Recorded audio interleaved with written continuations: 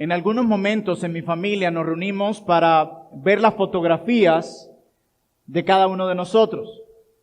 Esas fotografías que nos llevan al pasado, que nos permiten ver algunos recuerdos.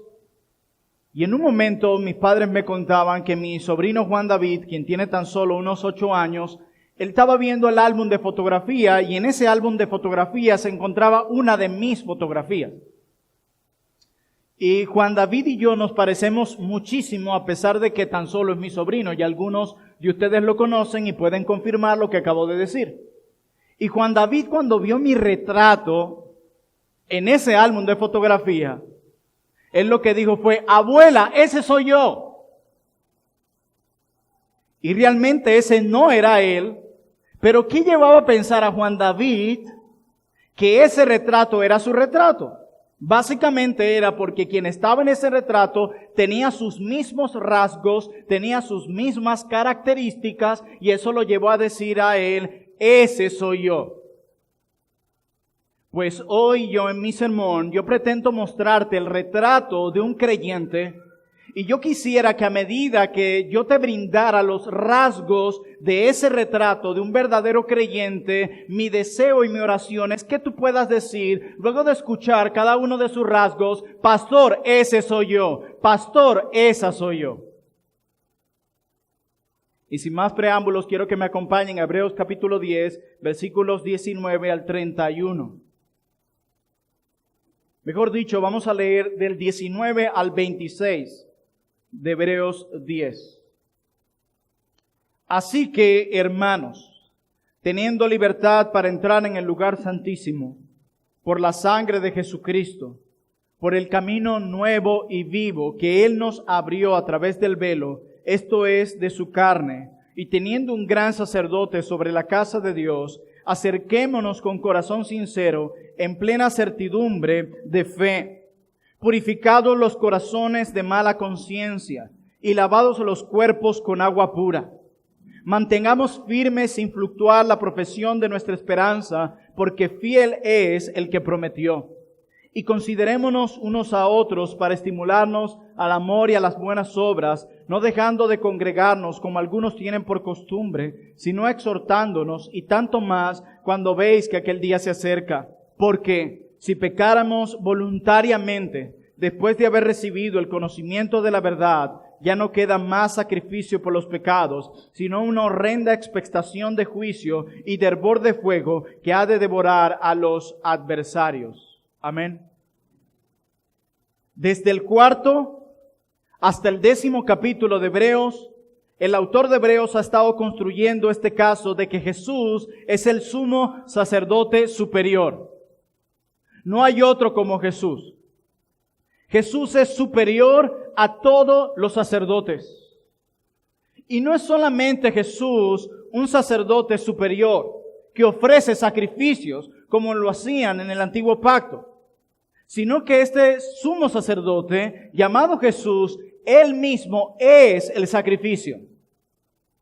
Y no cualquier sacrificio, sino que el último y perfecto sacrificio que se puede ofrecer delante de Dios Padre por los pecados nuestros. Así que cuando llegamos al capítulo 10 de la carta a los Hebreos, entonces el escritor de Hebreos se detiene para preguntar algo como esto. Si estas realidades evangélicas son verdaderas, ¿cuáles realidades evangélicas? De que Cristo es un sacerdote superior, de que su sacrificio es superior. Si todas estas realidades evangélicas son verdaderas, ¿cómo deberíamos vivir aquellos que por la fe se han apropiado de estas realidades evangélicas? Lo que hace el escritor de Hebreos, comenzando desde el versículo 19 del capítulo 10, es resumir esta discusión de la persona y de la obra de Jesucristo. Como dije, de la eficacia de Cristo, de la suficiencia de Cristo, señalándonos hacia verdades sumamente asombrosas y redentoras. Hermanos y amigos que están aquí, por la persona y la obra de nuestro Señor Jesucristo, por el sacrificio de nuestro Señor Jesucristo, por su sangre derramada en la cruz, la cual satisfizo la ira de Dios, El requerimiento de Dios, Cristo a través de esa obra de muerte, vida y resurrección, Él compró perdón para nosotros y ahora tenemos acceso a Dios por medio de la obra de Cristo. Ahora, debido a la obra de Cristo, yo tengo acceso a la presencia de Dios. Debido a la obra de Cristo, se me da la bienvenida a la presencia de Dios. Aún así débil como somos, debido a los méritos de Cristo, se me da acceso libre a la presencia de Dios. Así fallando como todavía estoy, solo por los méritos de Cristo, se me da ahora la bienvenida a la presencia de Dios. ¡Qué cosa tan asombrosa!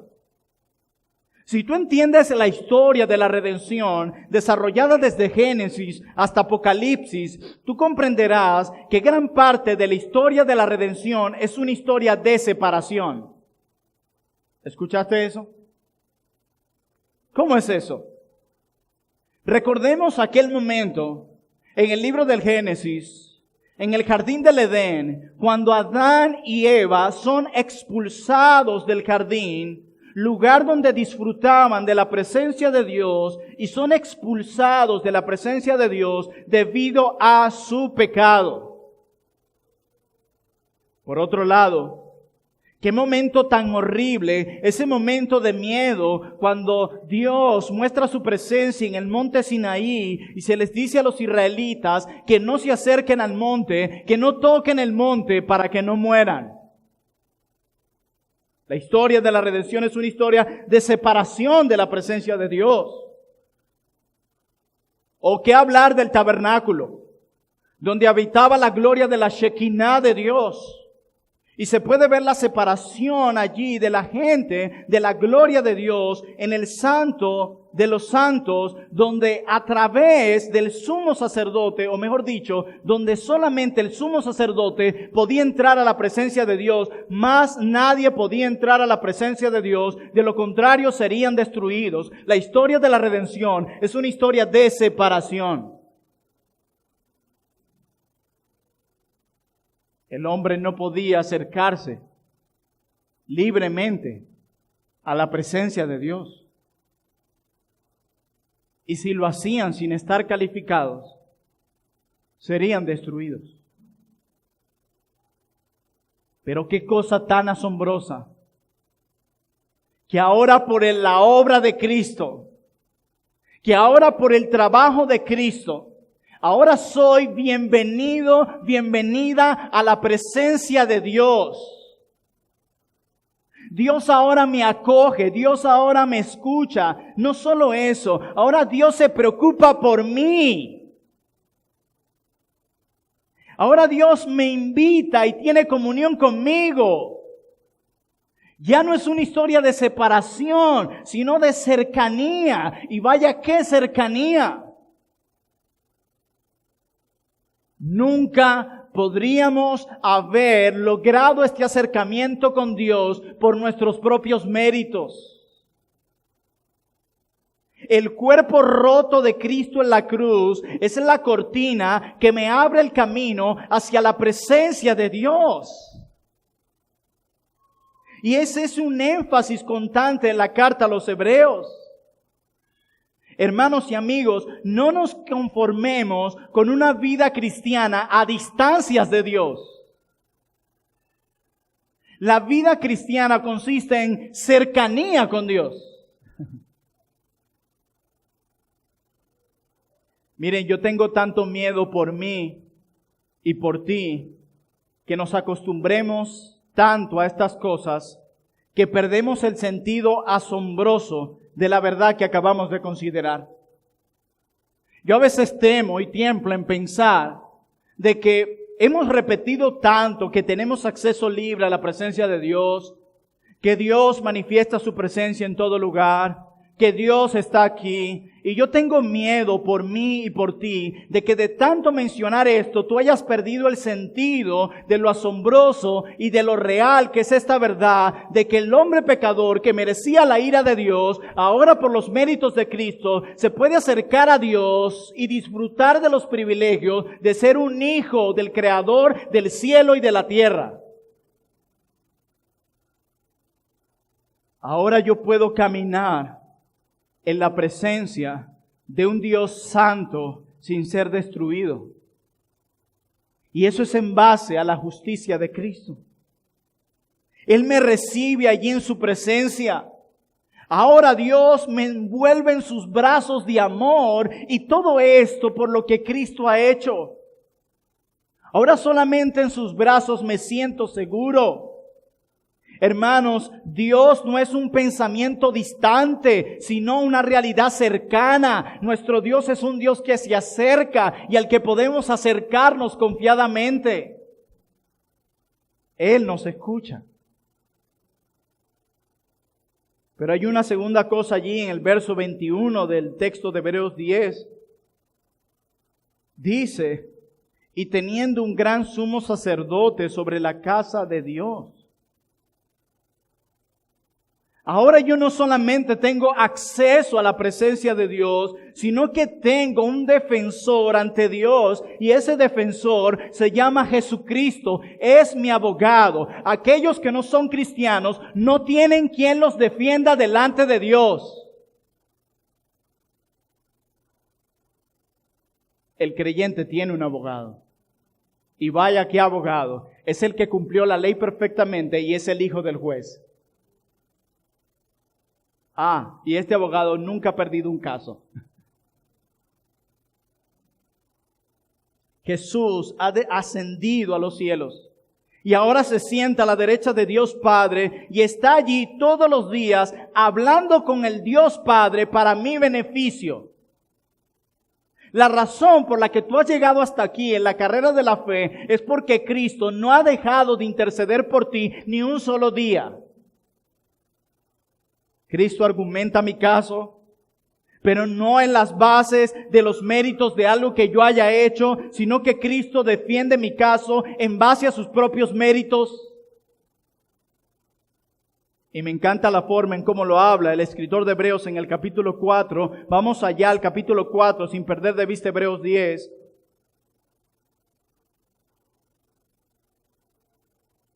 Me encanta como lo expone aquí en Hebreos capítulo 4, versículos 14 al 16.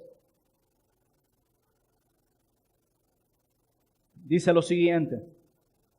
Por tanto, teniendo un gran sumo sacerdote que traspasó los cielos, Jesús, el Hijo de Dios, retengamos nuestra profesión, porque no tenemos un sumo sacerdote que no pueda compadecerse de nuestras debilidades, sino uno que fue tentado en todo según nuestra semejanza, pero sin pecado. Acerquémonos pues confiadamente al trono de la gracia para alcanzar misericordia y hallar gracia para el oportuno socorro. El que nos representa delante de Dios no es incapaz de identificarse con nuestras debilidades. Dice que Él se identifica con nuestras debilidades. Cristo se identifica con nuestras debilidades. Y la palabra allí, debilidad, debería ser traducida como nuestra humanidad o condición humana. Es como si el texto dijese que Él se identifica con nuestra identidad humana. ¿Por qué? Porque Dios se hizo hombre en la persona de Cristo. Se convirtió en un hombre. Cristo vivió en un mundo donde se encuentran todas las realidades de la vida que se encuentran en un mundo caído. Cristo se enfrentó a todas las tentaciones que nosotros enfrentamos. Y por eso, cuando acudimos a Cristo en busca de ayuda, Él entiende lo que enfrentamos. Y podemos estar seguros, no solo que recibiremos su simpatía, sino también la misericordia y la gracia apropiada en nuestro momento de necesidad. ¡Qué dulce es eso! Ahora si tú ves el texto en Hebreos 10, fíjense la construcción de palabras aquí. En el versículo 22 comienza con una palabra que dice acerquémonos. En el versículo 23 comienza con otra palabra, mantengamos. En el versículo 24 tiene otra palabra, considerémonos. Y en el 26 tiene una advertencia para nosotros. Y lo que quiero hacer con ustedes es, ¿cómo debemos vivir nuestra vida ahora que hemos considerado y nos hemos apropiado por la fe de estas realidades del Evangelio que acabo de exponer? ¿Cuáles realidades, pastor? Que ahora por gracia y por la obra de Cristo tienes acceso libre a la presencia de Dios. ¿Cuál verdad, pastor? Que ahora Él es tu sumo sacerdote y perfecto sacrificio, intercede todo el tiempo por ti delante de Dios. Esas realidades, ¿cómo deben vivir aquellos que creen eso? Bueno, yo quiero empezar a darles el retrato de un creyente. Y a medida que empiece a dar estos rasgos, mi anhelo es que al final tú puedas decir, esa soy yo, pastor. Ese soy yo el que usted está describiendo allí. Esa es mi oración. Y quiero exponer mi texto bajo varias palabras. Una es devoción. La otra es acción. La otra es comunión. Y la última es separación. No se preocupe que yo lo voy diciendo a modo que exponga mi sermón. Así que extraigamos de este texto la primera realidad en la vida de un creyente que ha creído lo que acabamos de exponer. Y mi primera palabra para ustedes es devoción. Y la veremos en el texto, en el verso 22 de Hebreos 10, donde el escritor dice, si Cristo, tenemos acceso a la presencia de Dios, si Cristo es nuestro sacerdote, acerquémonos con un corazón sincero, en plena certidumbre de fe, purificados los corazones de mala conciencia y lavados los cuerpos con agua pura. Devoción. Si tú has creído, si te has apropiado de la realidad de que tienes acceso libre a la presencia de Dios, si te has apropiado de la realidad de que Él es tu sumo sacerdote y perfecto sacrificio, entonces acércate. Eso es lo que dice el escritor de Hebreos en el verso 9, luego de decirnos todo eso, dice, así que, por lo tanto, debido a eso, hagan esto. Si realmente estoy viviendo basado en el Evangelio que recibí, mi vida será una vida de devoción. Me preocupa mucho la forma en que la cultura cristiana moderna tiende a hablar y pensar sobre este mundo en vista a la devoción personal. A veces parece que hemos reducido nuestros tiempos personales de adoración a una breve lectura de un pasaje de la Escritura, una rápida oración, y hemos cumplido con nuestro deber cristiano y ya. Hemos reducido nuestra vida devocional a estas cosas. O, si oras 1 hora, 2 horas, eres más espiritual. O sea, lo que determina nuestra devoción ya no es lo que sucede en nuestro corazón, sino el tic-tac de un reloj. Eso es horrendo, de hecho, pensar en eso. Este acercamiento que se describe aquí es un acto invisible del corazón. Este acercamiento no es un acto físico. No se trata de que mi oración tendrá más sentido si oro en esa esquina de rodillas y con la luz apagada. No se trata de ir a un lugar físico, no. Se trata del acto invisible del corazón, de algo que sucede desde nuestro interior. Algo que podemos hacerlo acostado en la cama de un hospital. Algo que podemos hacerlo mientras estamos antes de despegar en nuestro carro. Algo que podemos estar haciendo aquí mientras estás escuchando este sermón. Es algo que sucede en el corazón. Y el escritor de Hebreos lo dice, acerquémonos con un corazón sincero. Es allí donde empieza la devoción en el corazón. El escritor de Hebreos está diciendo, si lo que te he dicho es cierto, acerca de Cristo. Acércate. Acércate. Y miren cómo dice más adelante, con un corazón sincero, en plena certidumbre de fe, purificado los corazones de mala conciencia y lavado los cuerpos con agua pura. La sangre de Cristo ha sido derramada por ti. Él intercede por ti. Por ende, acércate. Él siempre aboga por ti. Así que acércate. Estos deberes y hábitos cristianos en la devoción fluyen primero de un corazón que es propiedad de Cristo. Que la pasión más profunda y completa de mi corazón es Cristo. Él es mi tesoro más puro e invaluable. Ese es Cristo. Él tiene mi amor. Cristo tiene mis deseos. Cristo tiene mis propósitos. Cristo tiene mis motivaciones. Yo me despierto por la mañana y yo quiero pasar tiempo con Cristo. O termino el día queriendo pasar tiempo con Cristo. No porque sea un deber cristiano, aunque lo es, sino porque lo amo.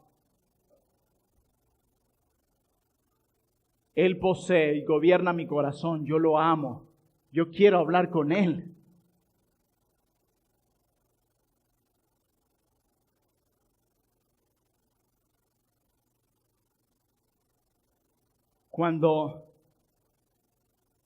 Y a mí me ha pasado con mi esposa,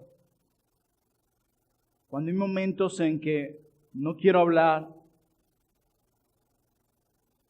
o pasar tiempo con ella por diversas situaciones, lo primero que debería pensar alguien es, ¿tú me amas? ¿Te pasa algo conmigo? ¿Te hice algo? Y esto te puede pasar con un amigo, etcétera.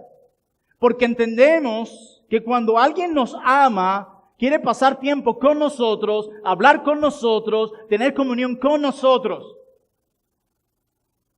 Pues la razón de nuestro distanciamiento en nuestra devoción con Dios a través de Cristo fluye de un corazón que no está amando a Dios como se requiere. Con toda nuestra alma, con todo nuestro corazón y con toda nuestra mente. Cuando reducimos nuestra vida de devoción a una simple lectura de unos versículos y unos cuantos segundos de oración, como si fuese un abracadabra o como si fuera una especie de ritual, nosotros de esa manera también estamos mostrando poco amor a Dios. Porque el que le ama, un corazón que es gobernado por Cristo, que valora a Cristo, desea hablar con Cristo. Un corazón así se acerca a la Biblia para escuchar la voz de Dios y va en oración para que Dios escuche su voz.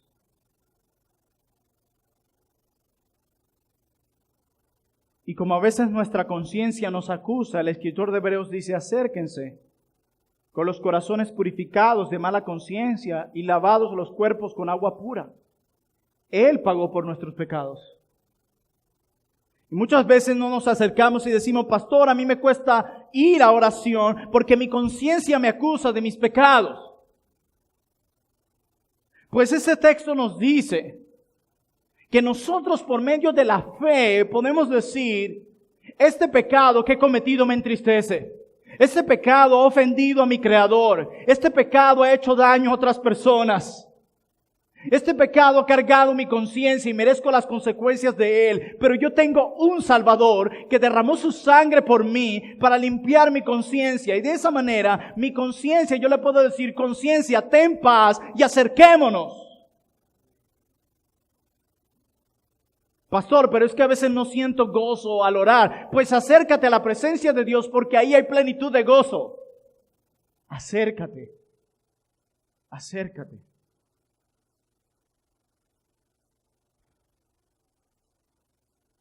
Cada día debemos celebrar el perdón de nuestros pecados.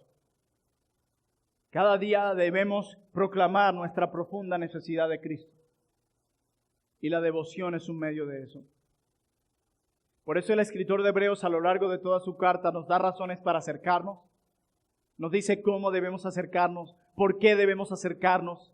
Y a cada momento el escritor de Hebreos repite mucho esa palabra. ¿Por qué? Porque la vida cristiana consiste en estar cerca, en la presencia de Dios. No veas a la vida cristiana distante de Dios, sino cerca de Él. Miren, los cristianos hablamos de muchas cosas, compartimos muchas cosas, pero poco se habla entre las conversaciones cristianas de nuestra experiencia diaria con Dios. Parece no importar o parece producirnos algún tipo de vergüenza.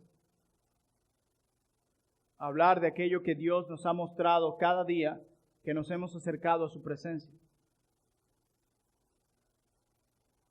¿Qué días de esta semana te mantuviste distante de Dios? O esa distancia, sin duda alguna, se notó al leer rápidamente unos cuantos versículos y a orar, levantarte y ya, o quizás no hiciste absolutamente nada. Cuando yo describo en este retrato a este creyente que ha creído que Cristo es su sacerdote y que tiene libre acceso a la presencia de Dios y que se caracteriza por una vida de devoción, ¿puedes tú decir, ese soy yo? ¿Puedes tú decir, esa soy yo? La segunda palabra que tengo para ti es la palabra acción.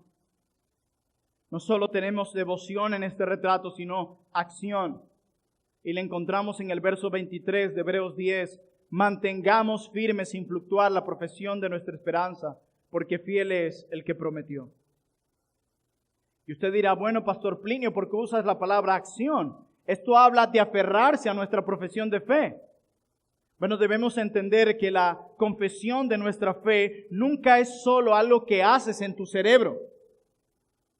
La confirmación de nuestra profesión de fe no es algo que haces solamente con tus labios.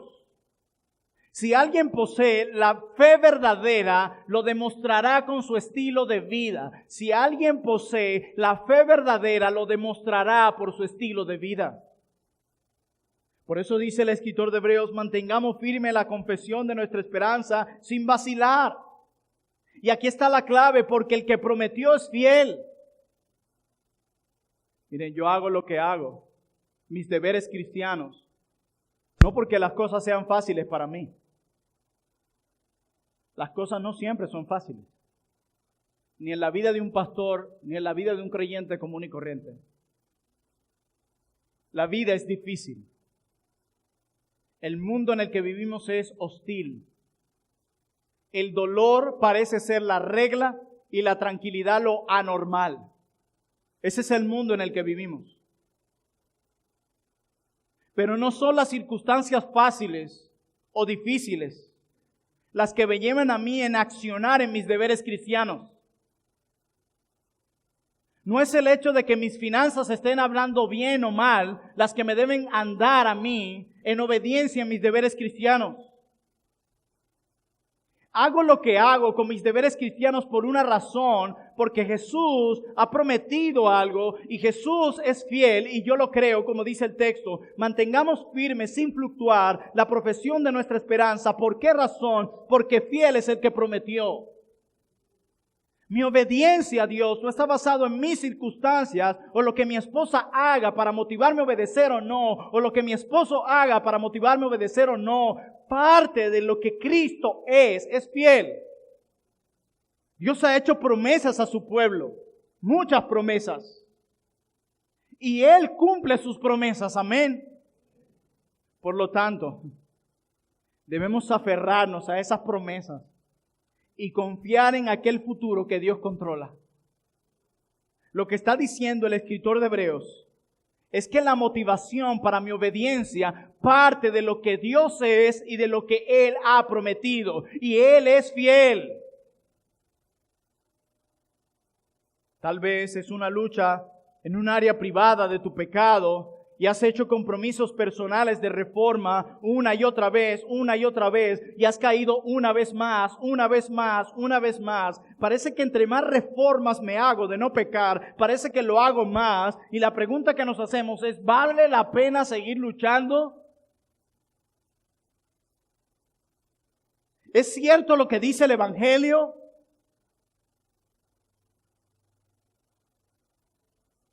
Será mejor que en ese momento tengas estas verdades dentro de ti.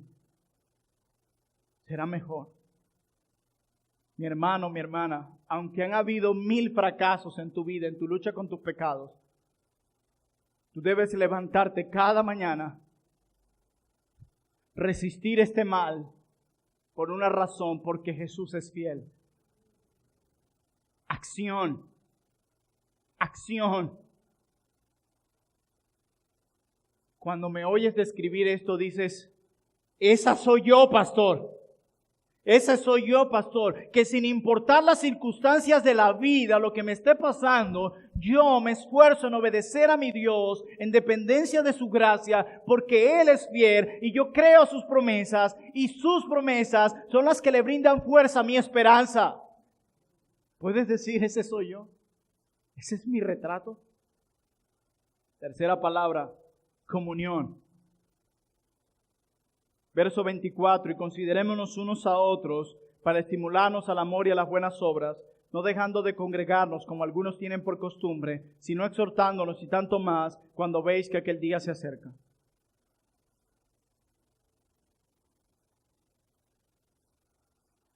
En muchas cosas que hacemos en nuestra vida diaria, es muy fácil convertirnos en un amnésico evangélico.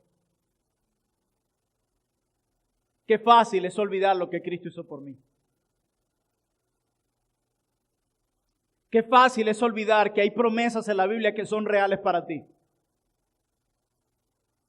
Qué fácil es olvidar que Dios existe y que está cuidando de mí todo el tiempo.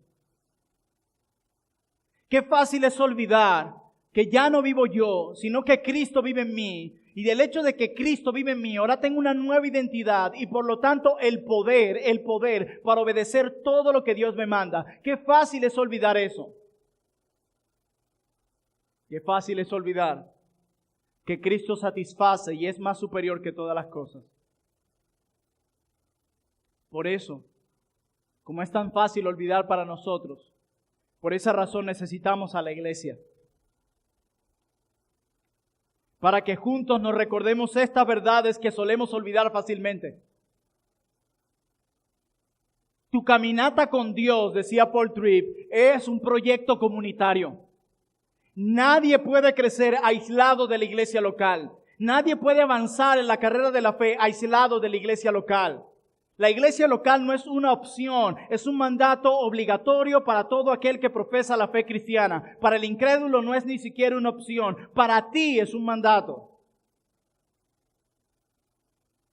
Considerémonos unos a otros para estimularnos al amor y a las buenas obras. ¿Cómo nos estimulamos a amar a Dios y amar al prójimo y a hacer buenas obras? ¿Cómo nos estimulamos? Pues basado en lo que el escritor de Hebreo acaba de decir, estimulándonos, recordándonos las promesas de Dios, recordándonos las experiencias de la Biblia que nutren nuestra fe. Cuando el culto termina, cuando venimos aquí, no venimos a hablar del precio del dólar, no venimos a hablar de política, considerando que hoy cualquiera se lee 2 artículos de política y se cree politólogo. Hoy cualquiera ve 2 videos en YouTube y ya se cree el chico fitness. Vivimos en un mundo donde todos queremos presumir de algo que realmente no sabemos. Pero aquí no se viene a hablar de eso. Deja esos temas para otro momento. El texto dice que la iglesia se reúne para estimularse al amor y a las buenas obras, para exhortarse a amar y hacer buenas acciones. ¿Cómo lo hacen? Recordándose las promesas de Cristo, recordándose que Dios es fiel, recordándose que Dios es real, recordándose que Cristo es superior. Es ese el estímulo para amarnos y hacer buenas obras. Estamos en una cultura sorprendentemente individualista. No sé si te has dado cuenta. ¿Qué tienen en común Superman y Clint Eastwood? Que siempre andan solos. Pues aquí saquémonos esa idea. El cristiano no es un llanero solitario. El cristiano fue creado como un ser social, dependiente, necesitado de ayuda. Por lo tanto, tú necesitas a los demás. Y no solo eso, los demás te necesitan a ti. Tenemos grandes límites en nuestras vidas privadas y en nuestras personalidades públicas. Públicamente somos una cosa y en privado otra. Una especie de disfraz. Y tenemos que resistir eso y entregarnos al tipo de comunidad de gracia que fluye de creer en el Evangelio. Tú debes estar aquí y preguntarte, ¿dónde necesitan que te animen? ¿Dónde necesitas que te exhorten? ¿Dónde necesitas orientación? No se trata de ser el detective privado de las personas, se trata de ser un compañero de guerra de aquí hacia la eternidad. La rendición de cuenta cumple un propósito, llevarnos a Cristo, que seamos como Cristo, que adoremos a Cristo. No es simplemente una cháchara, una conversación de a ver cómo estás. Tiene un valor espiritual y eterno, donde nos estimulamos al amor y a las buenas acciones, recordándonos las promesas de Dios y quién es Él. Por lo tanto, cuando alguien no se congrega, está menospreciando las promesas de Dios, está menospreciando el libre acceso a la presencia de Dios y está menospreciando el sacerdocio de Cristo, quien intercede por nosotros y quien nos ha puesto en una comunidad de gracia para que crezcamos juntos en amor. Así que no venir al culto tiene más implicaciones terribles y horrorosas a la luz de los ojos de Dios de lo que tu mente finita y limitada puede pensar. No es simplemente que me llegó el agua. No me interesa. Tengo la ropa sucia. No me interesa. Tu corazón está sucio y necesita limpieza. Y Dios ha determinado usar a su iglesia para obrar en tu vida. Esos son los primeros cristianos que apenas se desate una persecución aquí, son los primeros en tirar su Biblia porque su cristianismo es muy frágil y falso. Esto es real. Esto es verdadero. Algo que se haga internamente por el Hijo de Dios, por el poderoso Dios, es inevitable que no se vea en lo exterior. ¿Quién tiene una luz y la oculta debajo de la mesa? ¿Verdad que no? La pone en alto, donde se vea para que alumbre a los demás. Cuando describo este retrato, tú dices, esa soy yo, pastor. ¿Ese soy yo? ¿Este es tu retrato? Un hombre, mujer de devoción, acción y que vive en comunión. Tercero y último, separación.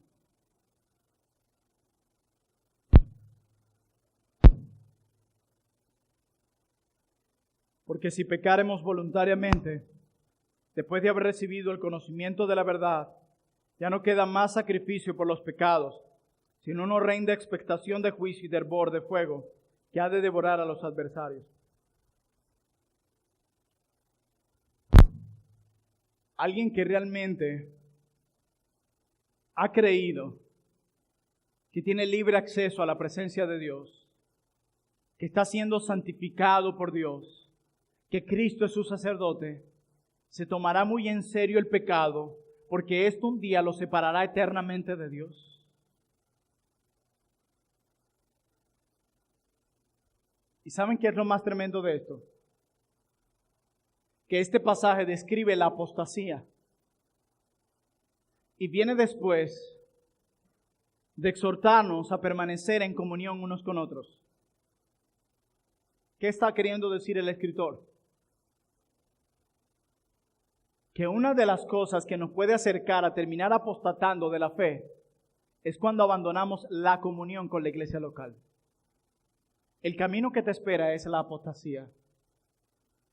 Y dice el escritor de Hebreos, porque si pecaremos voluntariamente, después de recibir el conocimiento de la verdad, ya no queda más sacrificio por los pecados. ¿Qué es esto? ¿Qué es esto? Lo que está diciendo el escritor es, si después de escuchar el Evangelio, yo retomo mi vida, establezco de nuevo mis propias reglas, Hago lo que hago simplemente porque quiero hacerlo, como quiero hacerlo, donde quiero hacerlo, como quiero hacerlo.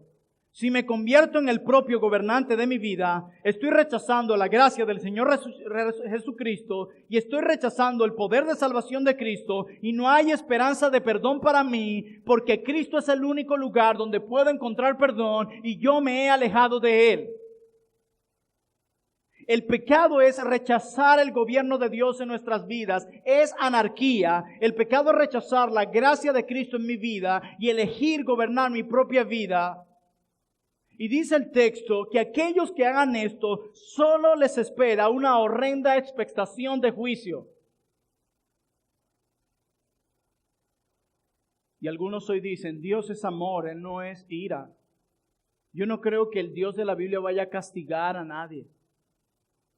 Pues crees mal. Mira, si Dios no te fuera a castigar con su ira, Cristo vino en vano. Si realmente no hay castigo por los pecados, pues vivamos lo que da la gana. Es más, si no hay castigo por nada, ¿para qué existe la cárcel y las leyes? Dejemos que cada quien haga lo que se le da la gana. ¿No dicen ustedes que cada quien es dueño de su propia vida? Eso es lo que proclama el mundo. Pero por otro lado, cuando a ellos se le comete una injusticia, cárcel, que sea castigado el opresor, cadena perpetua, pena de muerte, castigo por esto, castigo por aquello, pero ellos no quieren que Dios los castigue. Nuestro Dios es un juez y es justo y castigará. Su ira es real. Y para eso vino Cristo, para que los que creen en su nombre sean librados de la ira de Dios. Amigo que estás aquí, tú necesitas a Cristo urgentemente. Y no esperes más. Yo he visto gente en esa autopista Caracas-Guatire muerta. Cuando menos lo pensó, sus oportunidades se acabaron. La tuya se puede acabar hoy. No hay que ser anciano para morir. Quizás hoy es tu último día aquí. Quizás hoy puede que partas y termines desangrado, desangrada en un lugar. Y ahí toda oportunidad se acortará. Pero si te aferras a Cristo por la fe, serás librado de su ira y acercado a Dios. Fíjense algo que caracteriza a esta persona en este retrato. Esta persona se caracteriza por rechazar al Hijo de Dios, por profanar la sangre del pacto del Padre y por ultrajar o insultar al Espíritu de la gracia. Se caracteriza por eso. De hecho, el texto dice, si pecáremos voluntariamente. Y el verbo aquí en griego describe una acción continua. La meta de este personaje es pecar y lo hace voluntariamente, intencionalmente, hasta que se vuelve como Esaú y no se puede arrepentir. Lo que queda es una horrenda expectación de juicio. Este no es un creyente, este nunca fue un creyente. Mira cómo termina el texto, y de hervor de fuego que ha de devorar a los adversarios. Se describe a este hombre como un adversario de Dios. Está hablando de personas que han rechazado a Dios y ahora se convierten en sus oponentes. Estos son los llamados apóstatas. La furia de Dios los consumirá. Y recuerda que estos recibieron el conocimiento de la verdad. Puede estar sentado en una silla como la que tú estás sentado, escuchando el mismo sermón y cantando los mismos himnos.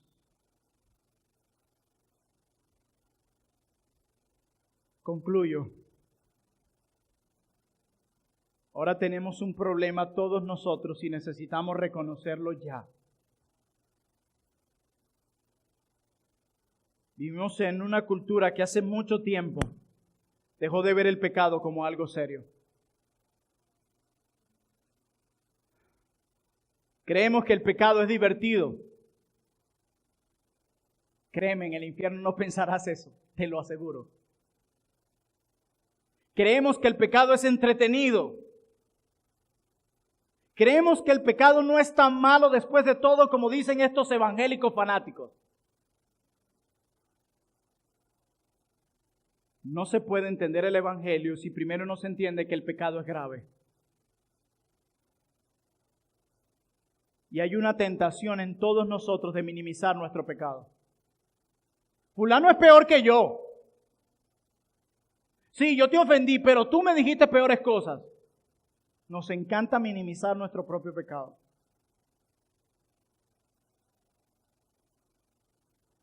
Miren, el verdadero creyente en este retrato se toma muy en serio el pecado. Muy en serio. Cuando tú ves esto, dices, pastor, esa soy yo, ese soy yo. Yo me tomo muy en serio el pecado. Yo no minimizo mi pecado. Es descrito este retrato hoy. ¿Puedes decir al final, ese soy yo, pastor?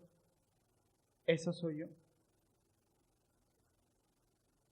Vivir el evangelio significa devoción, acción, comunión y seriedad ante el pecado para no experimentar separación.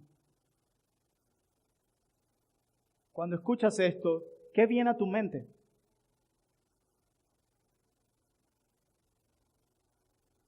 Puedes decir y estar pensando, oh pastor, por la gracia de Dios me veo ahí a mí mismo, pero borroso, pastor. Yo me veo allí. En ese retrato sí estoy yo, pastor, pero borrosa. Pastor, yo no puedo decir con entusiasmo, esa soy yo. Pastor, yo no puedo decir con entusiasmo, ese soy yo. Yo estoy seguro, pastor, algo sí le puedo asegurar.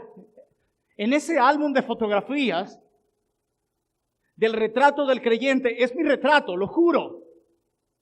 Solo que está borroso y por eso quizás no lo ve con tanta claridad, pero le juro, ese soy yo.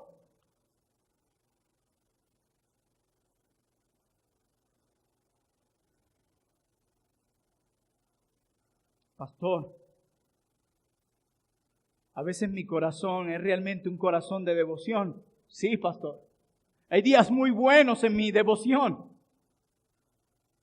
Y no hay nada que prefiera hacer más que adorar a Dios, pastor. Pero no siempre es así. Pastor, debo ser sincera, no siempre me pasa. O quizás dice, pastor, a veces mi vida es impulsada a la acción, a las buenas obras, basado en la creencia de que Dios es fiel. Pero no siempre es así. Hay veces que obro mal. Hay veces que he violado el mandamiento del Señor a pesar que sé lo que significa, que sé lo claro que está. No siempre es así. Pastor, a veces hay circunstancias que me golpean. La duda, la ansiedad financiera, la frustración, que parece que nada que hago funciona. Y a veces soy tentado a rendirme, pastor. Hay veces en que aprecio el ministerio del cuerpo de Cristo, aprecio la iglesia local, amo mi iglesia local. Pero hay veces que prefiero esconderme. A veces que llego y ni siquiera quiero que me saluden los hermanos y decirme cómo estoy. Hay veces en que el pecado, pastor, me lo tomo muy en serio. Y empiezo a hacer resoluciones, pastor. Y empiezo a someter a mi cuerpo como servidumbre y a no ceder a las tentaciones, pastor. Pero hay veces, pastor, en que el que le confieso me siento atraído por el pecado. Hay veces, pastor, que debo ser sincero, hay momentos en que no veo el pecado tan malo como es y lo hago y lo digo con tanta ligereza como si Cristo no hubiese pagado por ellos.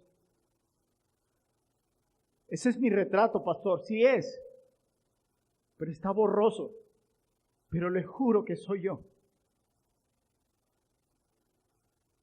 Por eso es que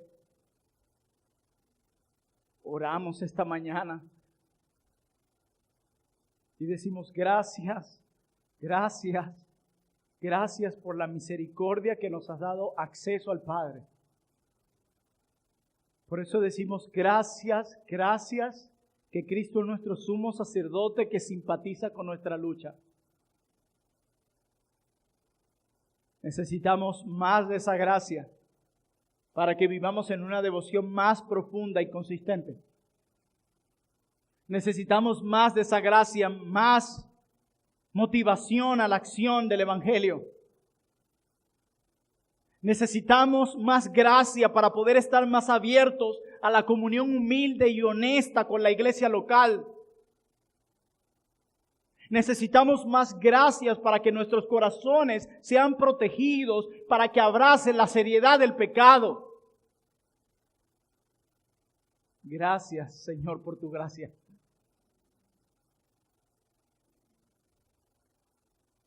Que esa gracia continúe haciendo su trabajo en nosotros. La necesitamos para que, conforme crezcamos en este proceso de santificación, ese retrato se vea más nítido. Y con el tiempo podamos decir, ¿ves? Te dije que era yo. Pero ¿cómo se hizo más nítido? Su gracia obró en mí. Dios usó mi devoción personal, Dios usó los conflictos, Dios usó la predicación de cada domingo, Dios usó a mis hermanos para que esa imagen fuese más nítida.